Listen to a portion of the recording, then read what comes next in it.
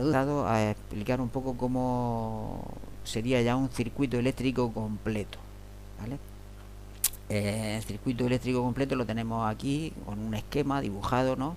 Los conductores serían los cables, ¿no?, que conducen la electricidad, y esos cables estarían recubiertos de una funda de plástico para que no nos diera la corriente, ¿no?, para protegernos nosotros, las personas.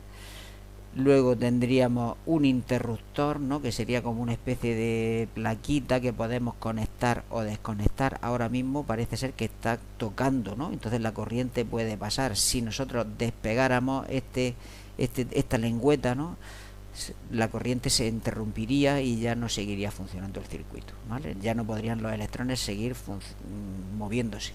¿Por qué los electrones se mueven? Porque hay un generador, algo que produce fuerza para que esos electrones se muevan. Esos electrones se mueven y moverían, por ejemplo, un motor. El motor podría dar vueltas y volvería la electricidad a través de este aparato, porque los generadores hacen que los electrones salgan y que luego vuelvan. Bueno, hay unos aparatos que se usan para medir la electricidad, ya que la electricidad no la podemos ver, ¿no? Entonces hay uno que se denomina amperímetro, que mide la intensidad eléctrica, mide la cantidad de electrones que están circulando por el cable. Como no los podemos ver, hay un aparato que los mide y se llama amperímetro. ¿Cómo se conecta el amperímetro para poder medirlo? Pues hay que romper el cable, ¿no?, el cable este que iría por aquí negro, y hacer que los electrones pasen por dentro del amperímetro para ver cuántos pasan, para contarlos, el amperímetro. Y hay otro aparato que se denomina voltímetro. El voltímetro mide los voltios, ¿no?, la fuerza que tienen los electrones para que este aparato funcione. Entonces el voltímetro no se conecta como el amperímetro, ¿no? En el amperímetro todos los electrones tienen que pasar por dentro, ¿no?, para contarlos.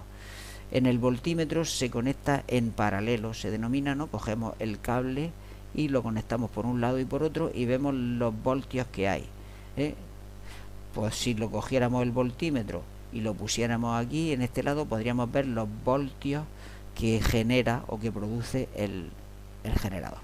¿De acuerdo?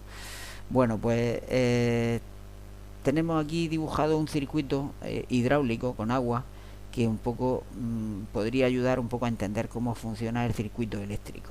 Voy a ver si soy capaz de explicarlo. En el circuito hidráulico pues podemos usar un aparato que se llama una bomba, ¿no?, para que el agua que está aquí en el depósito la suba aquí arriba, ¿no? Pues algo parecido es lo que hace el generador. Coge los electrones de la parte de abajo del generador y los sube aquí arriba para que ya se muevan, ¿no? Digamos, la bomba necesita que alguien la mueva, ¿no? El generador también necesita que alguien lo mueva.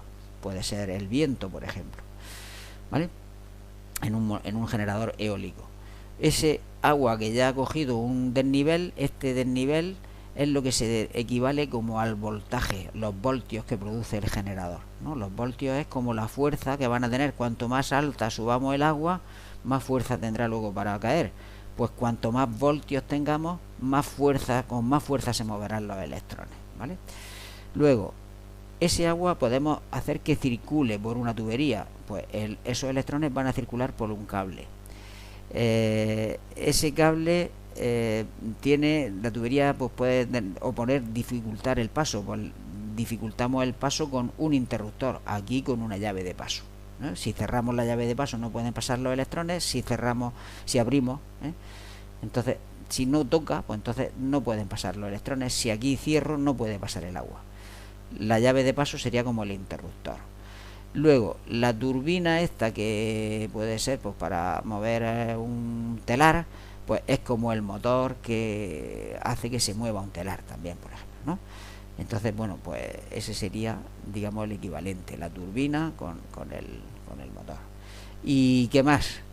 Pues el caudal de agua, si la tubería es gruesa, podrá pasar mucha agua. Si el cable es grueso, podrá pasar mucha intensidad eléctrica, ¿no? La intensidad eléctrica es lo que mide el amperímetro y la fuerza es lo que mide el voltímetro. Bueno, pues eso es todo. Estos son los componentes que hay en un circuito eléctrico. Y hay aquí un ejemplo para más o menos entenderlo con un circuito de agua. Y aquí hemos visto los tipos de corriente eléctrica que hay. Continua, producida por baterías y pilas, y alterna, producida por inducción magnética.